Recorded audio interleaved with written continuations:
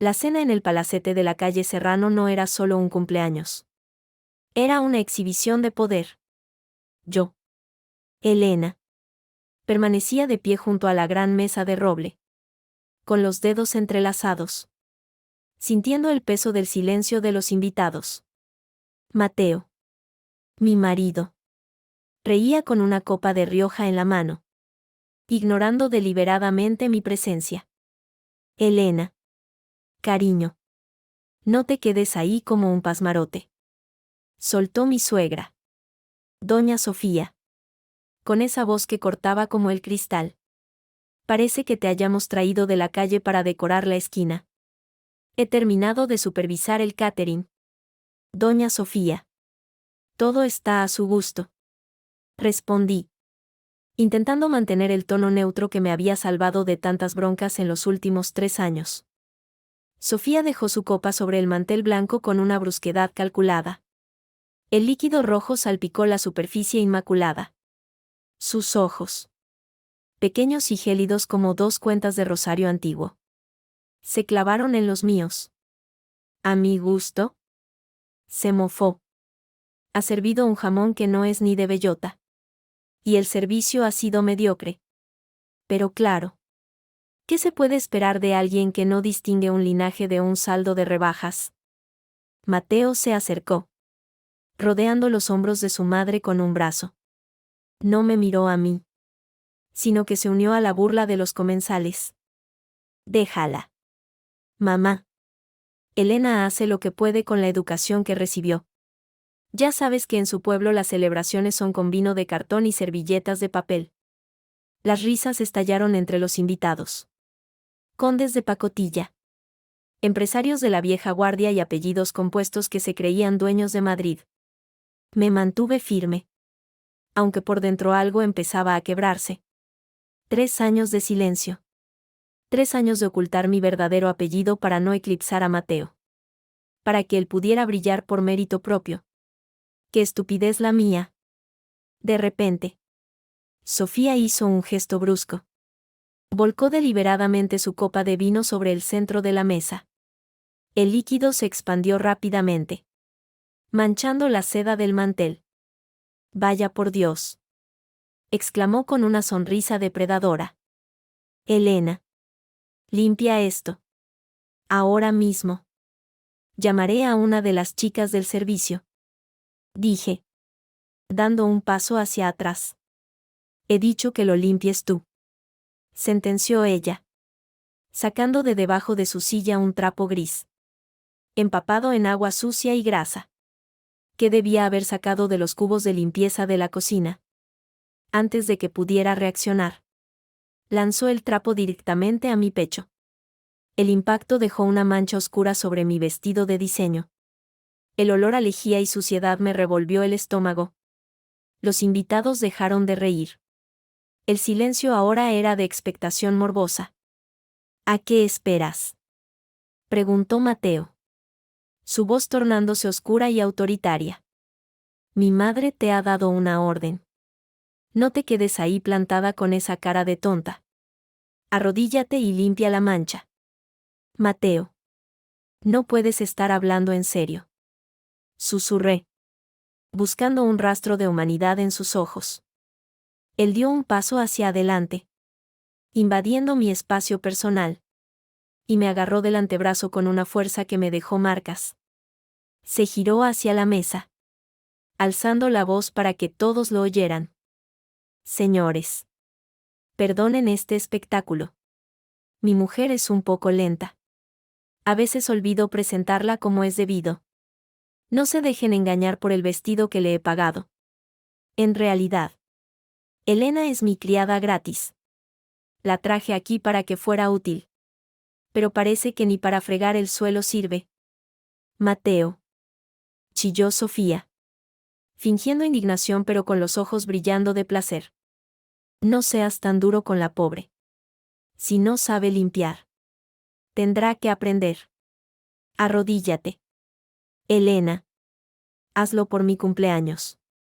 Es mi único deseo. Ver que al menos tienes algo de humildad bajo ese orgullo de pacotilla que te gastas».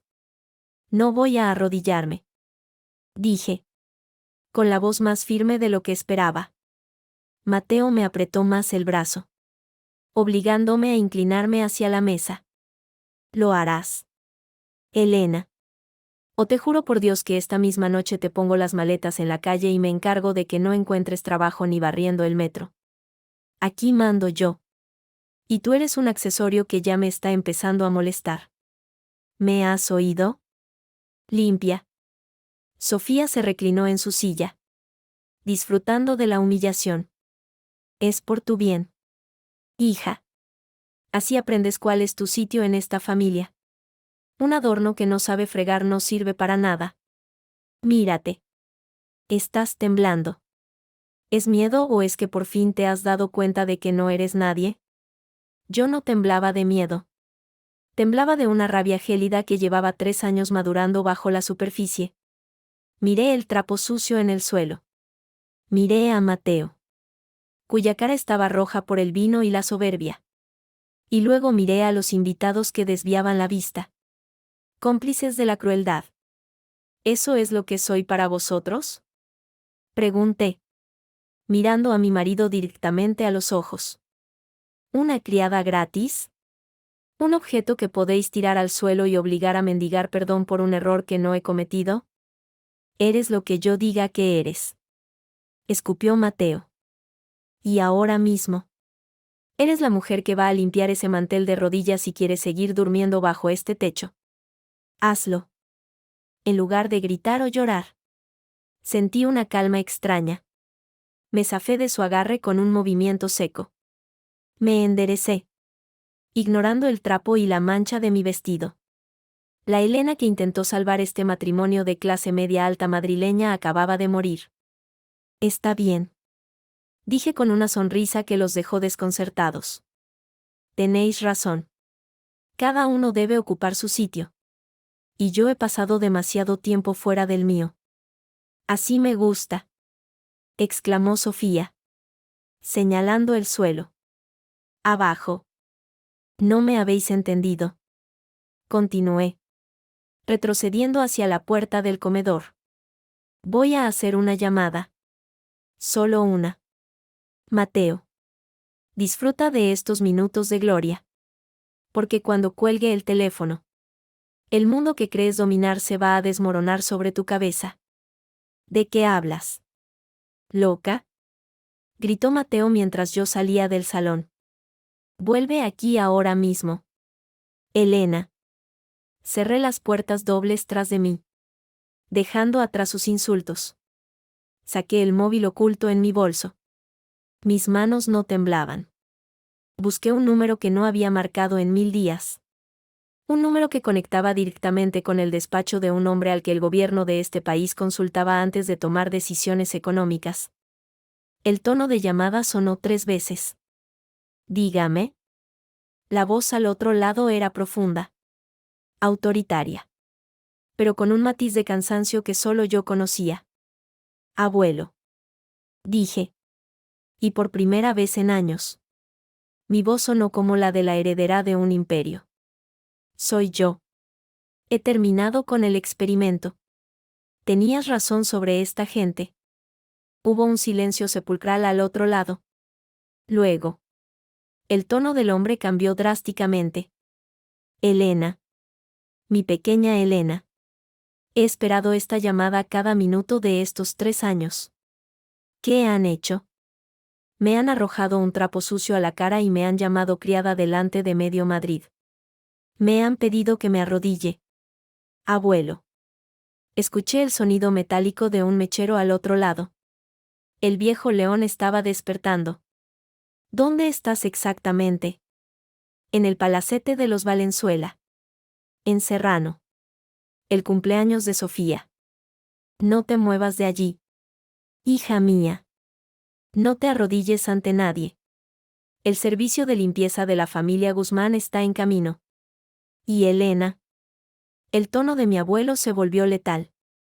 Asegúrate de que no se laven las manos después de lo que voy a hacer con su apellido. Colgué. Me apoyé contra la pared de mármol del pasillo y esperé. Dentro del salón. La música de cámara seguía sonando. ajena a que el destino de todos los que estaban allí acababa de ser sellado por una sola frase. Cuando regresé al comedor, el ambiente estaba cargado de una satisfacción tóxica. Mateo estaba sentado de nuevo, riendo con un empresario del sector inmobiliario mientras señalaba el charco de vino en la mesa. Sofía, por su parte, se abanicaba con parsimonia, como una reina que acaba de aplastar una rebelión campesina. Vaya. La señorita ha vuelto, dijo Mateo sin levantarse, arrastrando las palabras. Espero que esa llamada haya sido para pedirle perdón a Dios. Porque lo que es a mi madre, se lo vas a pedir ahora mismo y de rodillas. He hecho la llamada que necesitaba hacer. Mateo. Respondí, caminando hacia el centro de la habitación con una calma que empezó a inquietarle. Pero antes de que sigas con este teatro, hay algo que quiero recuperar. Me dirigí hacia el aparador donde Sofía guardaba sus trofeos personales. Al lado de una cubitera de plata, había una pequeña caja de terciopelo azul. Era mi caja. Dentro estaba la única joya que me permití traer de mi vida anterior. Un collar de perlas naturales con un cierre de zafiro que perteneció a mi madre. Sofía soltó una carcajada estridente que hizo que varios invitados se giraran. ¿Buscas eso, querida?, preguntó, señalando con el mentón hacia el suelo, cerca de la cubitera. Me quedé helada. En el suelo, mezclado con restos de ceniza de los puros de los invitados, estaba mi collar. Pero no estaba simplemente allí. Estaba destrozado. Las perlas, que habían pasado por 3 generaciones de mujeres Guzmán, estaban esparcidas y aplastadas. El cierre de zafiro había sido arrancado con saña. Se me cayó mientras buscaba el trapo de limpieza. Mintió Sofía con una sonrisa gélida. ¿Y cómo me estorbaba? Creo que alguien lo pisó sin querer. De todos modos, eran perlas viejas. Elena. Seguro que eran falsas. Como todo en tu pasado. Sentí un vacío en el estómago que rápidamente fue sustituido por una determinación de hierro. Me agaché lentamente. Recogí el zafiro roto y me puse en pie. Ese collar era lo único que me quedaba de mi madre. Dije. Mi voz apenas un susurro que, sin embargo, silenció la sala. Oh. Por favor. No te pongas dramática. Intervino Mateo, levantándose y caminando hacia mí. Era una baratija de pueblo. Si tanto te duele, mañana te compro uno de bisutería en el Corte Inglés y arreglado. Pero ahora, deja de dar la nota. Mira el mantel. Limpia. Ahora. Mateo me puso la mano en el hombro, intentando forzarme hacia abajo. Esta vez no me resistí por fuerza física, sino que me giré y le propiné una bofetada que resonó como un disparo en todo el palacete. La cara de Mateo se giró bruscamente. El silencio fue absoluto. Nadie en ese círculo social había visto jamás a Elena, la esposa sumisa, levantarle la mano al heredero de los Valenzuela. ¿Me has pegado? Mateo se tocó la mejilla, sus ojos inyectados en sangre. Tú. Una muerta de hambre a la que saqué del fango. ¿Me has pegado delante de mis amigos? No te he pegado como esposa. Mateo. Le espeté, mirándole con un desprecio que le hizo retroceder un paso. Te he pegado como el último acto de caridad que vas a recibir de mi parte. Ese collar valía más que toda esta casa y que todos vuestros apellidos comprados a plazos. Eres una histérica, gritó Sofía, levantándose de un salto. Mateo. Échala ahora mismo. No quiero a esta salvaje en mi casa ni un segundo más. No hace falta que me eches. Sofía. Dije, dándome la vuelta para mirar a la anciana. Me voy yo. Pero antes, quiero que entiendas algo. Durante 3 años he aguantado tus desprecios. He cocinado para tus cenas benéficas. He limpiado tus humillaciones y he permitido que mi marido me tratara como a una empleada sin sueldo porque creía, estúpidamente, en el amor. El amor no paga las facturas. Estúpida. Escupió Mateo, recuperando su arrogancia. ¿A dónde vas a ir? No tienes nada. Tu cuenta bancaria está a mi nombre. Tu coche es de la empresa de mi padre. Si sales por esa puerta, saldrás con lo puesto y dormirás en un cajero de la Castellana. Eso es lo que tú crees. Respondí, soltando una risa breve y amarga. Creéis que porque no presumo de logotipos ni de joyas de catálogo. No tengo nada. Habéis cometido el error de los mediocres. Confundir el silencio con la debilidad. Mateo se rió, buscando el apoyo de los invitados. Escuchadla. Se cree que tiene un plan. ¿Qué vas a hacer? Elena, ¿llamar a tus parientes del pueblo para que vengan en un tractor a rescatarte? He llamado a alguien que no conoces. Mateo. Alguien que no tolera que se toque lo que es suyo. Basta de tonterías. Rugió él, agarrándome del brazo con violencia. Me has humillado delante de todos. Ahora vas a arrodillarte. Vas a pedir perdón a mi madre y vas a recoger cada una de esas perlas con la boca si hace falta. Abajo. Mateo tiró de mí con fuerza bruta. Los invitados miraban con una mezcla de horror y fascinación.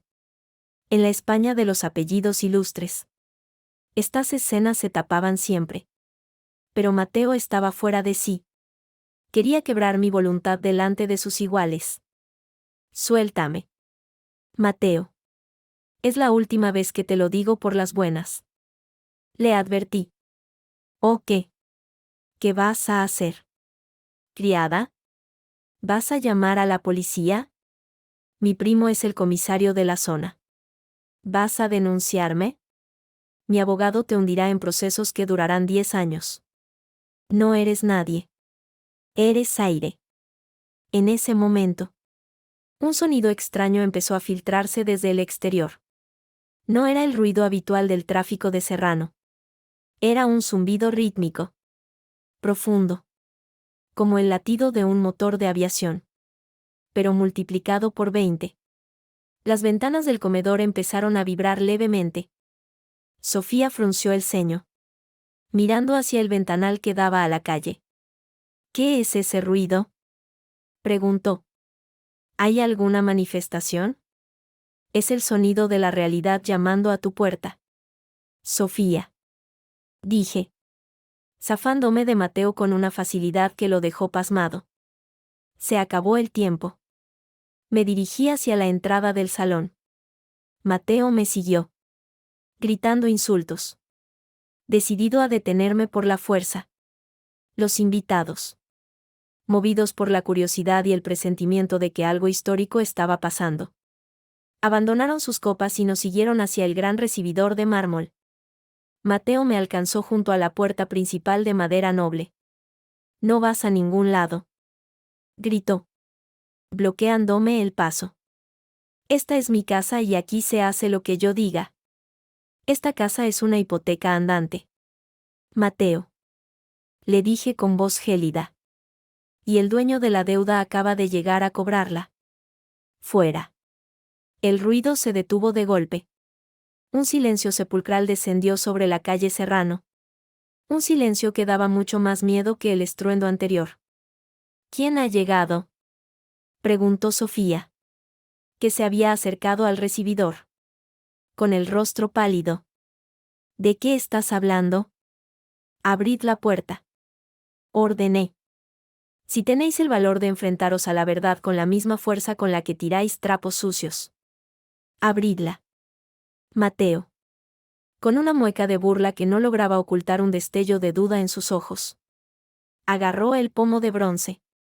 Vamos a ver quién viene a salvar a la criada, dijo, abriendo de par en par.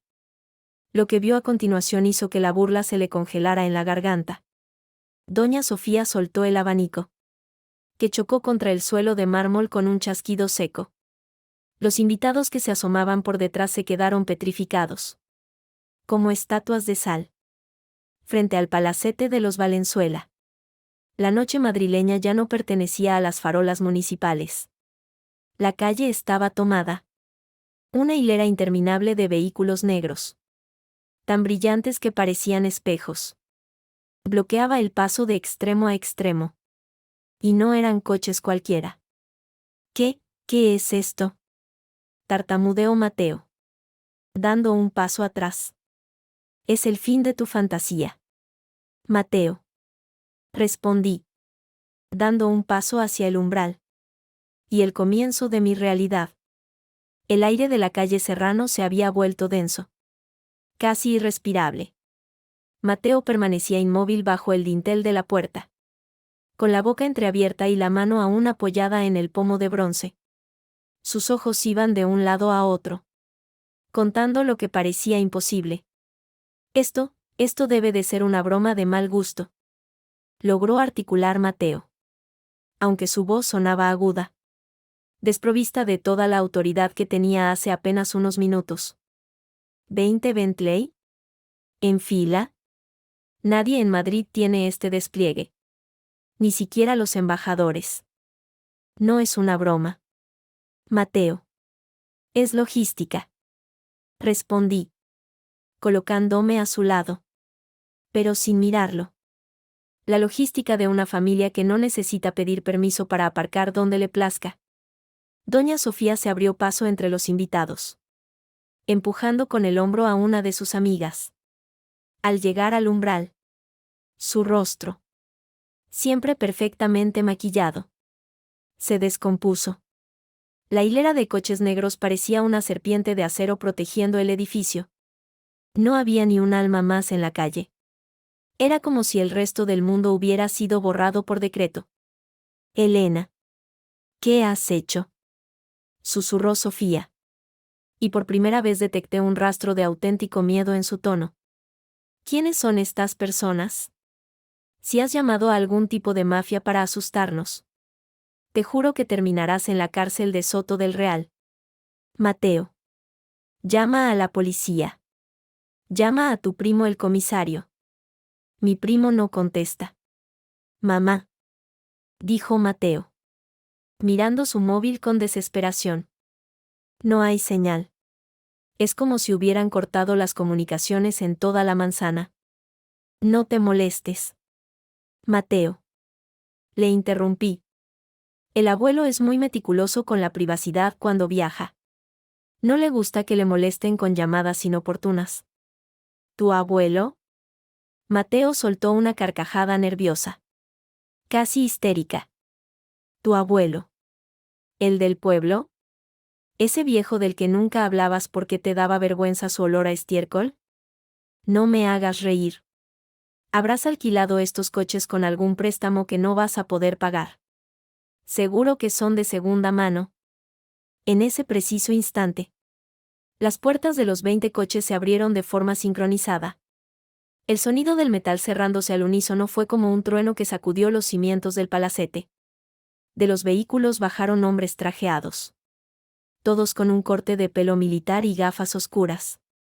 A pesar de ser noche cerrada en Madrid, se movían con una precisión que no dejaba lugar a dudas. No eran chóferes. Eran profesionales de la seguridad de élite. 100 hombres de negro se desplegaron por la acera, formando un cordón humano que rodeó la entrada. Los invitados de la fiesta, que antes se burlaban de mí, empezaron a retroceder hacia el fondo del vestíbulo, queriendo alejarse de la puerta. Esto es un atropello, chilló Sofía, tratando de recuperar su altivez. Están invadiendo mi propiedad. Fuera de aquí. Mañana mismo hablaré con el alcalde.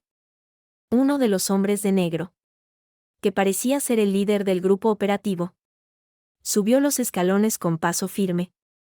Se detuvo a 1 metro de nosotros. Ignoró por completo a Mateo y a Sofía, como si fueran meros estorbos en el paisaje. Se quitó las gafas, revelando una mirada de acero, y se inclinó ligeramente ante mí. Señorita Elena. dijo con un acento castellano impecable, profundo y serio. Lamentamos la demora. El tráfico de la Castellana estaba algo complicado. Pero ya hemos asegurado el perímetro. El jefe llegará en 3 minutos. Gracias. Rodrigo. Respondí. ¿Están preparados los equipos legales? Por supuesto. 6 abogados del bufete principal están esperando en los coches de la retaguardia. Tienen órdenes de auditar cada céntimo de esta casa en cuanto usted dé la señal. Mateo dio un paso al frente, intentando recuperar algo de su dignidad perdida. Aunque le temblaban las rodillas. Escúchame bien. Tú. Le gritó al hombre de negro. No sé quién te crees que eres. Pero esta es la casa de los Valenzuela. Mi padre tiene contactos en el Ministerio del Interior. Como no te lleves este circo de aquí ahora mismo, te vas a pudrir en una celda. ¿Y tú? Elena. Deja de jugar a las películas. Diles que se vayan. Rodrigo. El jefe de seguridad. Miró a Mateo por primera vez. Fue una mirada de pura lástima. La misma que se le dedica a un insecto antes de ser aplastado. ¿Valenzuela? Repitió Rodrigo. Ah. Sí. Los de las constructoras que están al borde de la quiebra técnica y que sobreviven gracias a los créditos puente del Banco Continental. Es curioso que hable de celdas. Señor Valenzuela. Sus balances fiscales son creativos. Por decirlo menos. Mateo palideció. ¿Cómo sabes eso? Eso es información confidencial. Para la familia Guzmán. El concepto de confidencial no existe. Sentenció Rodrigo. Luego volvió a dirigirse a mí. Señorita. El abuelo está muy disgustado por lo del trapo. Ha dicho que el servicio de limpieza de esta casa es deficiente y que él mismo se encargará de renovar el personal. Sofía. Que seguía aferrada a su abanico roto. Se acercó a mí con una expresión que oscilaba entre la furia y la súplica. Elena, hija, vamos a calmarnos. Esto ha sido un malentendido de familia. Un juego entre nosotras. Ya sabes cómo soy. A veces soy un poco brusca. Pero es por tu bien. Para que aprendas las costumbres de Madrid. No hace falta montar este espectáculo. Diles a estos señores que se retiren y hablemos dentro. Como personas civilizadas. Personas civilizadas. ¿Sofía? Le pregunté, clavando mis ojos en los suyos. Hace 10 minutos me tiraste un trapo sucio a la cara y me obligaste a arrodillarme sobre el vino derramado. Hace 5 minutos destrozaste el collar de mi madre. ¿Dónde estaba tu civilización entonces? Fue una broma. Insistió ella. Con una sonrisa falsa que me dio náuseas. Mateo. Dile que fue una broma. Claro. Elena. Joder. No seas tan rencorosa. Añadió Mateo. Intentando forzar una risa. Mamá tiene un humor un poco especial. Ya la conoces. Venga. Entra. Despide a estos tíos y mañana nos vamos a Marbella de vacaciones. Yo pago todo. Olvidemos esto. Lo que habéis olvidado vosotros es con quién os casasteis. Dije con frialdad. Os advertí que cada uno debe ocupar su sitio. Y el vuestro está a punto de ser asignado. En ese momento. El Bentley Central. Un modelo blindado que no figuraba en ningún catálogo comercial. Avanzó lentamente hasta quedar justo frente a la puerta. 2 hombres de negro corrieron a abrir la puerta trasera. Un bastón con empuñadura de oro y obsidiana salió primero, apoyándose con firmeza en la acera de la calle Serrano. Luego, un hombre de unos 80 años, vestido con un traje de sastre que costaría más que el coche de Mateo, salió del vehículo. Su presencia llenó el espacio de inmediato. Era don Aurelio Guzmán, el hombre que controlaba los puertos, las acereras y gran parte de la deuda externa de varios países. El silencio de la calle se hizo absoluto. Incluso los invitados que observaban desde las ventanas superiores del palacete dejaron de susurrar. Don Aurelio caminó hacia la entrada con una energía que desafiaba su edad. Cada paso que daba parecía hacer que Mateo y Sofía se hicieran más pequeños, más insignificantes. Cuando llegó a la altura de los escalones, se detuvo y me miró. Sus ojos, antes duros como piedras, se suavizaron por un instante al ver la mancha en mi vestido. Elena, dijo con su voz de barítono. Te dije que el amor te cegaría. Pero no pensé que te llevaría a vivir entre ratas. He aprendido la lección. Abuelo. Respondí, bajando la cabeza por respeto. No por sumisión. Don Aurelio se giró hacia Mateo y Sofía. Su mirada era ahora una sentencia de muerte social y financiera. Mateo intentó hablar, pero las palabras se le atascaron en la garganta. Sofía, por su parte, hizo un amago de reverencia. Instintiva. Como si su cuerpo reconociera al verdadero soberano antes que su mente. Así que estos son los Valenzuela, dijo don Aurelio, recorriéndolos con la mirada como quien inspecciona una mercancía defectuosa. Los que creen que el dinero se hereda en lugar de crearse. Los que piensan que la dignidad de una Guzmán puede comprarse con un apellido de segunda clase. Don Aurelio, es un honor, nosotros no sabíamos. Balbuceó Sofía, con la voz quebrada. Callaos. Rugió mi abuelo. El grito fue tan potente que Mateo dio un respingo. No habéis hablado cuando debíais defender a vuestra familia. Así que no habléis ahora para salvar vuestro pellejo. Don Aurelio miró a su alrededor. A la casa lujosa. A los invitados estupefactos y, finalmente, al trapo sucio que aún yacía cerca de la entrada, donde alguien lo había pateado. He oído que mi nieta es vuestra criada gratis, dijo don Aurelio, con una calma que daba más miedo que su grito anterior. He oído que la habéis invitado a arrodillarse. Pues bien, tengo una propuesta para vosotros. Mateo tragó saliva, mirando a Rodrigo y a los 100 hombres que bloqueaban su escape. Lo que usted quiera. Señor Guzmán. Ha sido un error. Lo arreglaremos. Por supuesto que lo arreglaremos. Sonrió mi abuelo. Una sonrisa carente de toda calidez. Pero no será con dinero. El dinero ya no os pertenece. A partir de este segundo, el Banco Continental ha ejecutado todas vuestras garantías.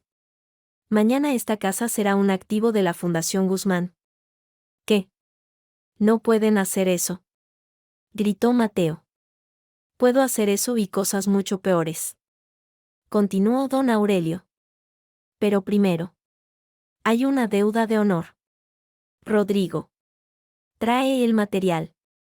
Rodrigo bajó al coche y regresó con un cubo de plata lleno de agua helada y un fajo de trapos de seda purísima. Los dejó a los pies de Mateo y Sofía. Mi nieta no se arrodilla ante nadie, sentenció don Aurelio, mirándolos fijamente. Pero vosotros tenéis mucho que limpiar si queréis que no publique los registros de vuestros fraudes a Hacienda en la portada de todos los diarios del país al amanecer. La frase del líder de los Guzmán dejó a todos en shock. No era una amenaza vacía. Era el sonido de una guillotina bajando sobre la élite de Madrid. El silencio que siguió a las palabras de mi abuelo fue denso. Casi sólido. Los invitados, que hasta hace un momento se consideraban la crema de la sociedad madrileña, se pegaban a las paredes del vestíbulo, intentando volverse invisibles. Nadie quería ser asociado con los Valenzuela en ese momento. Ser amigo de un quebrado en el barrio de Salamanca es peor que estar muerto. Mateo miraba el cubo de plata y los trapos de seda como si fueran artefactos explosivos. Su respiración era errática. Don Aurelio. Por favor, esto es una humillación innecesaria. Balbuceó Mateo, intentando mantener un hilo de dignidad. Somos gente de bien. Podemos llegar a un acuerdo. Un caballero no obliga a otro a esto. Un caballero La risa de mi abuelo fue como el crujido de ramas secas. Un caballero no permite que su madre humille a su esposa. Un caballero no llama criada a la mujer que le ha dado 3 años de su vida. Tú no eres un caballero. Mateo. Eres un parásito que se ha equivocado de huésped. Sofía.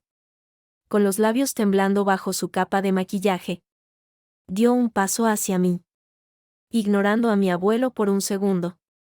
Elena. Diles que paren. Suplicó.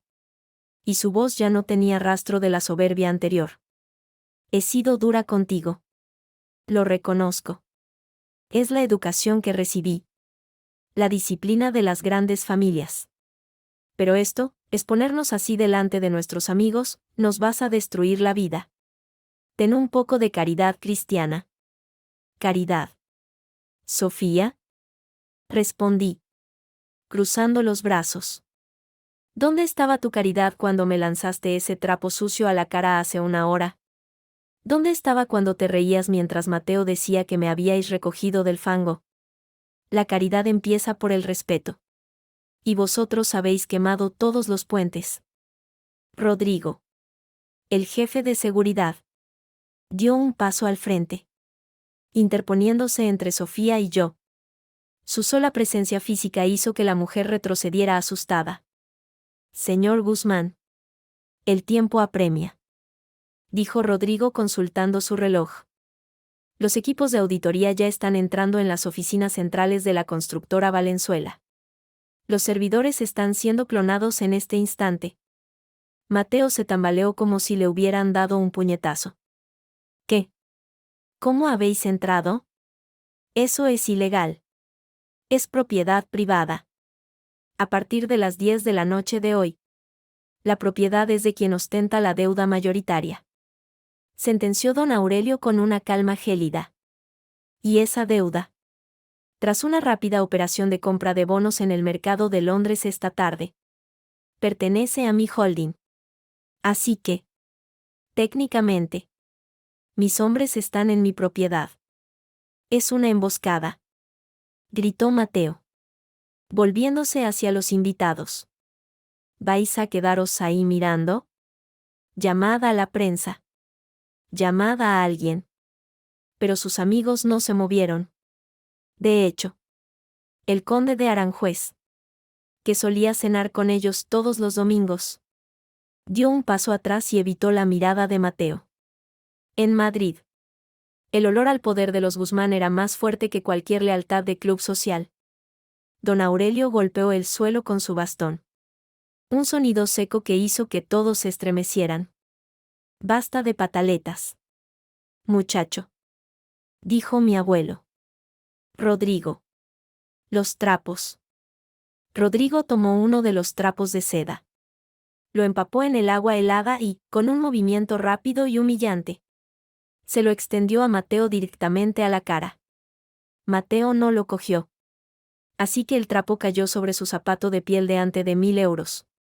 Limpia el vino que hiciste derramar a mi nieta, ordenó don Aurelio. ¿Y tú? Sofía. Limpiarás las marcas que el trapo sucio dejó en el suelo cuando se lo lanzaste. Es un intercambio justo. Un poco de ejercicio para lavar vuestra conciencia. Jamás. Chilló Sofía. Prefiero morir antes que arrodillarme en mi propia casa. No es tu casa. Sofía. Te lo acabo de explicar. Dijo don Aurelio con una sonrisa depredadora. Y si no lo hacéis, no solo perderéis este palacete. Mañana. Vuestra cuenta en Suiza. Esa que no habéis declarado a la Hacienda Española en los últimos 15 años.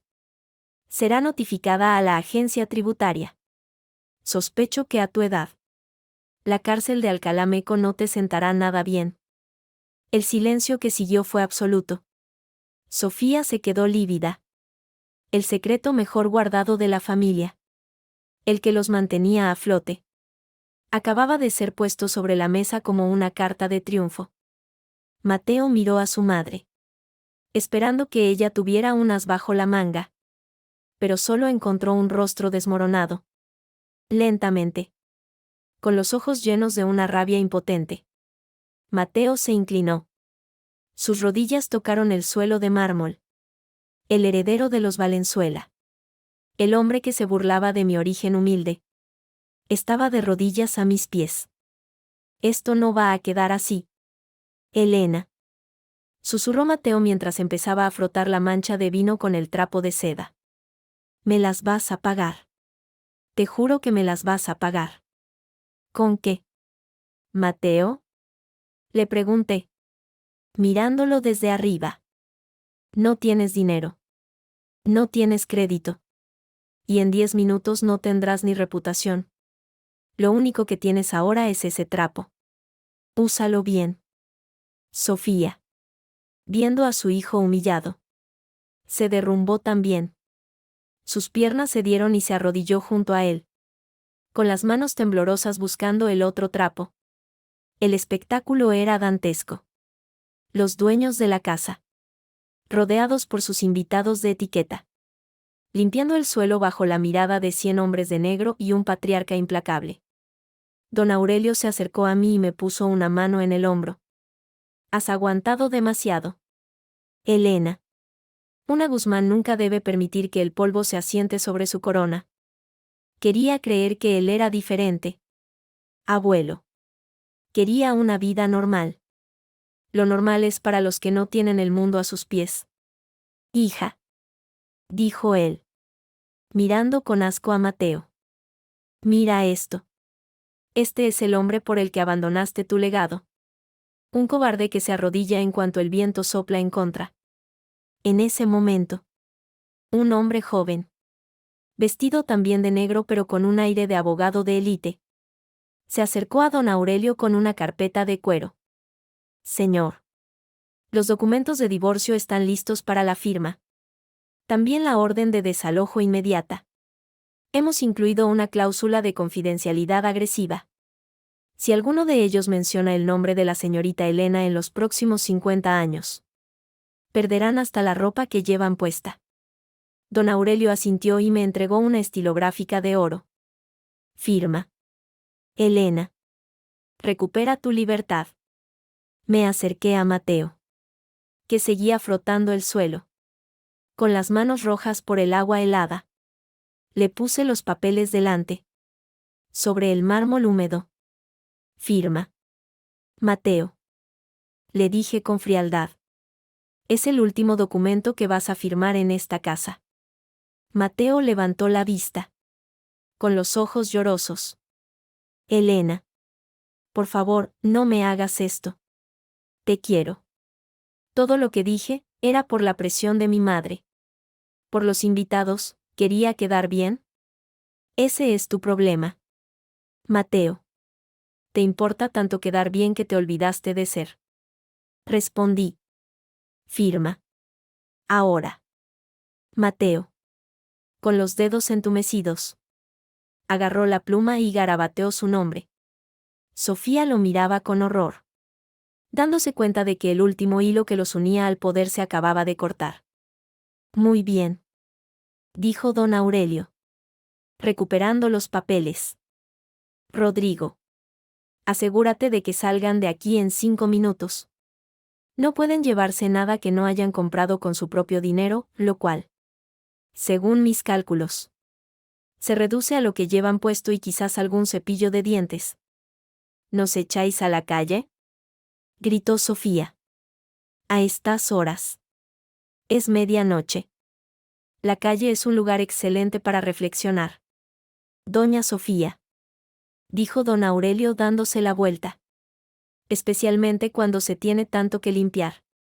Mi abuelo me tomó del brazo y me guió hacia la salida. Al pasar junto a los invitados. Estos se abrieron paso como si yo fuera una deidad antigua regresando de un exilio. Nadie se atrevió a decir una palabra. Salimos al aire fresco de la noche madrileña. Los 20 Bentley seguían allí. Con sus motores ronroneando como panteras listas para el ataque. Rodrigo nos abrió la puerta del coche principal. ¿A dónde? ¿Señorita? Preguntó Rodrigo. Miré por última vez la fachada del palacete. Donde las luces empezaban a parpadear. reflejando el caos que se avecinaba en su interior. Lejos de aquí. Rodrigo. Dije. Entrando en el coche. Pero primero. Pasemos por una joyería. Necesito reponer algo que se ha roto esta noche. Los coches arrancaron al unísono, dejando atrás el palacete de los Valenzuela, que ahora no era más que un cascarón vacío de mentiras y deudas. La tormenta en el barrio de Salamanca no había hecho más que empezar. El interior del Bentley blindado era un oasis de cuero y silencio. Pero mi mente seguía en aquel salón, viendo a Mateo y a Sofía de rodillas. Don Aurelio permanecía a mi lado, observando por la ventanilla las luces de Madrid con una expresión indescifrable. El coche no se alejó demasiado. Simplemente dio la vuelta a la manzana y se detuvo de nuevo frente a la puerta principal. ¿Por qué paramos? ¿Abuelo? Pregunté. Porque la función aún no ha terminado. Elena. Un Guzmán nunca deja un trabajo a medias. Hay que desinfectar el lugar antes de cerrarlo. Rodrigo abrió la puerta y bajamos de nuevo. Esta vez. El ambiente en el umbral del palacete era de puro pánico. Los invitados de la fiesta estaban siendo escoltados hacia sus coches por los hombres de negro con una cortesía gélida que no admitía réplicas. Mateo y Sofía habían sido sacados al vestíbulo principal, donde permanecían de pie, custodiados como delincuentes. Al vernos entrar de nuevo, Mateo dio un paso adelante, con la cara manchada de lágrimas y el traje arrugado. ¿Habéis vuelto para burlaros más? Escupió con un resto de rabia. Ya tenéis los papeles. Ya tenéis la casa. ¿Qué más queréis? Don Aurelio caminó hacia el centro del vestíbulo. Se detuvo frente a un gran retrato al óleo de los antepasados de los Valenzuela que presidía la estancia. Quiero que entiendas la magnitud de tu estupidez, muchacho, dijo mi abuelo. Rodrigo. Informa. Rodrigo sacó una tableta y empezó a leer con voz monótona. Señor. A las 23:45 se ha completado la transferencia de la deuda hipotecaria. A las 23:50. El Consejo de Administración del Banco Continental ha cesado a Mateo Valenzuela de todas sus funciones por malversación de fondos operativos. Y lo más importante. La agencia tributaria acaba de recibir el aviso anónimo sobre las cuentas opacas en las Islas Vírgenes. La orden de registro para esta propiedad se emitirá en menos de 6 horas. Sofía soltó un grito ahogado y se agarró a una columna de mármol para no caer. Nos habéis arruinado. Chilló. Toda una vida de prestigio tirada a la basura por una muerta de hambre. Me acerqué a ella.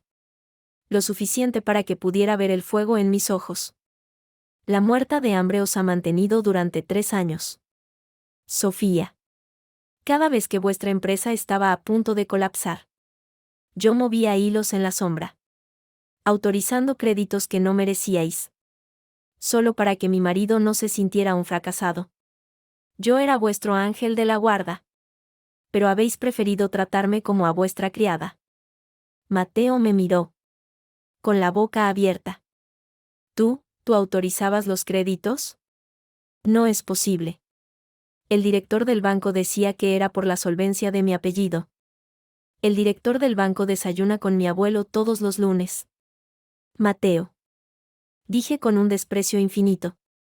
Tu apellido en el mercado vale menos que el trapo con el que acabas de limpiar el suelo. Don Aurelio levantó la mano para pedir silencio. Se volvió hacia el grupo de invitados que aún quedaban rezagados en la puerta. Gente influyente de la política y las finanzas madrileñas que observaban la escena con el morbo de quien ve un accidente de tráfico. Escuchadme bien todos, dijo mi abuelo. Y su voz resonó como un trueno en el vestíbulo. Lo que habéis visto hoy aquí no es una disputa doméstica. Es una lección de higiene social. Don Aurelio se acercó a Mateo, quedando a escasos centímetros de su rostro. El líder de los Guzmán no necesitaba gritar para imponer terror. ¿Has preguntado qué más queremos?, dijo mi abuelo, clavando su mirada en él. Pues bien.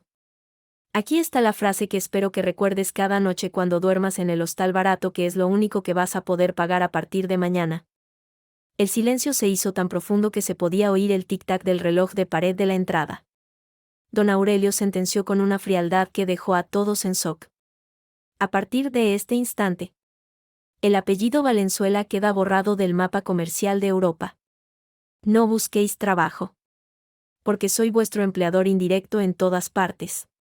No busquéis crédito. Porque yo soy el dueño del dinero. Y sobre todo, no busquéis perdón. Porque mi nieta es una Guzmán. Y nosotros no perdonamos a los que intentan apagar nuestro brillo con su propia oscuridad. Mateo se desplomó literalmente sobre sus rodillas de nuevo.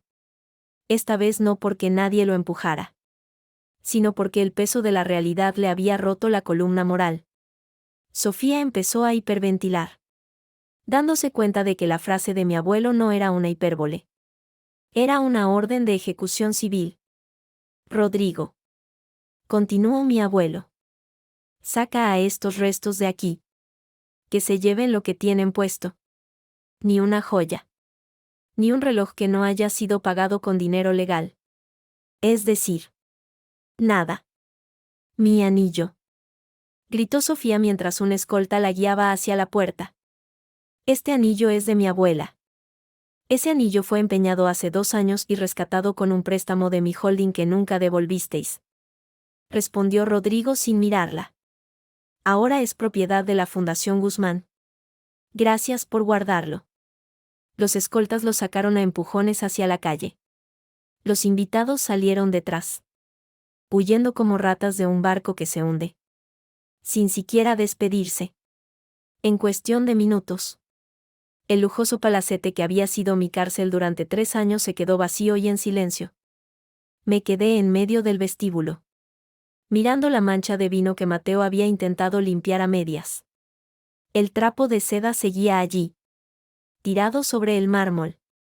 ¿Estás bien, Elena?, preguntó mi abuelo, suavizando el tono. Me siento ligera, abuelo. Como si por fin pudiera respirar después de 3 años bajo el agua. Esa es la sensación del poder recuperado. Hija. Nunca vuelvas a entregárselo a alguien que no sepa qué hacer con él. Caminé hacia el aparador y cogí las perlas destrozadas de mi madre que aún quedaban por allí. Las apreté en mi puño. No me dolían los 3 años perdidos. Me dolía haber olvidado quién era yo. ¿Qué vamos a hacer con esta casa? ¿Abuelo?, pregunté. La venderemos a un fondo de inversión para que hagan pisos turísticos o una oficina de correos. Respondió él con indiferencia. No quiero que quede ni el recuerdo de que un Guzmán puso un pie aquí por voluntad propia. Salimos por última vez. En la acera. Mateo estaba sentado en el bordillo, con la cabeza entre las manos. Sofía gritaba a un taxi que no quería parar, ya que su aspecto era el de una mujer desquiciada.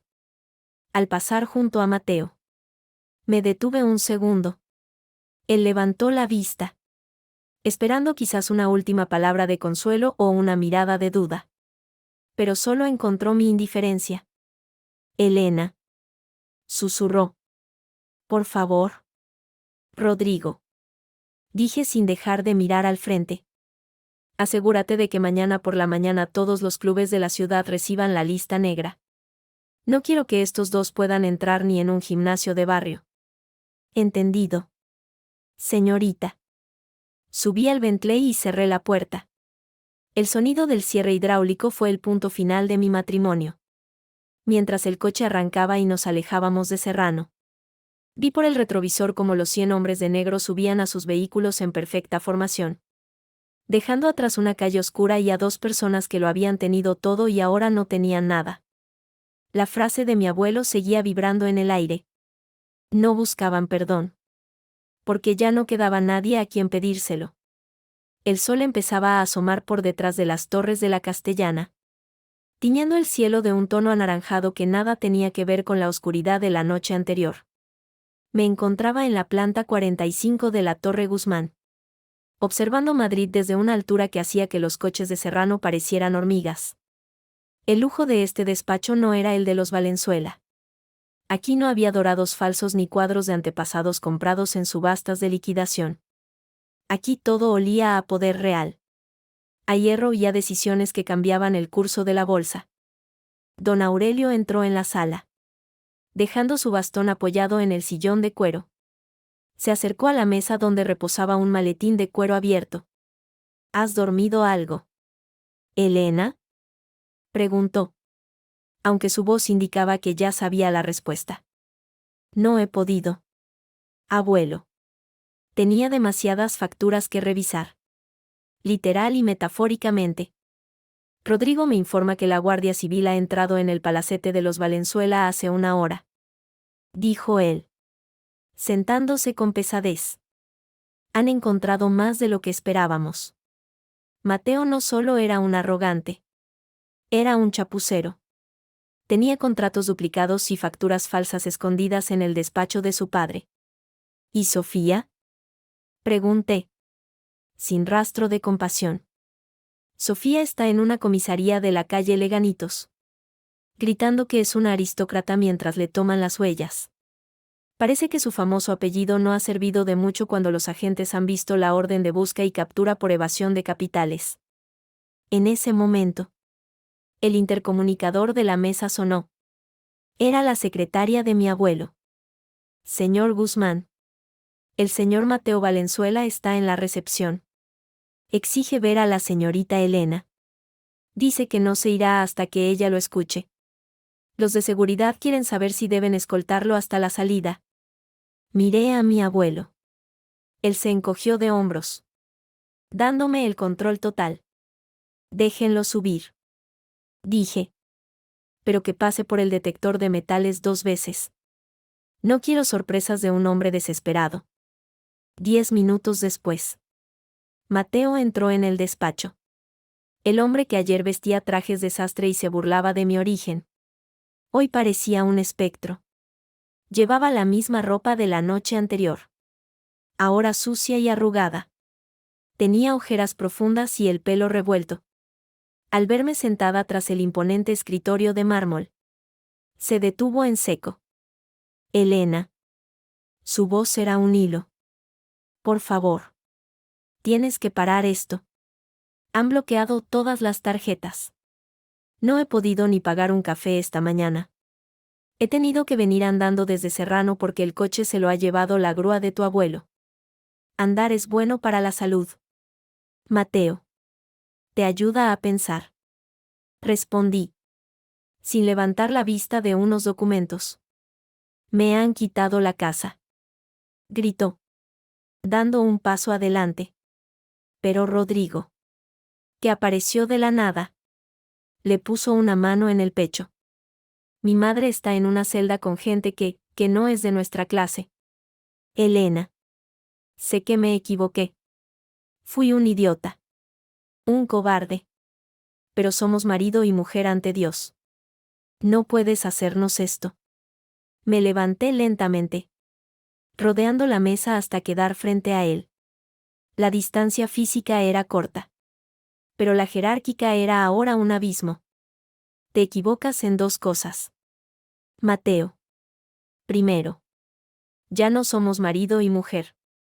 El acta de anulación por fraude ya está en manos del juez. Y con el poder de los Guzmán, mañana estarás soltero. Segundo, yo no os he hecho esto. Os lo habéis hecho vosotros mismos durante años. Yo solo he dejado de evitar que os cayerais. Podemos empezar de cero, insistió él, intentando agarrar mis manos. Pero retrocedí con asco. Venderemos lo que quede. Nos iremos de Madrid, puedo cambiar. Te lo juro. ¿Cambiar? Me reí. Una risa seca que cortó el aire.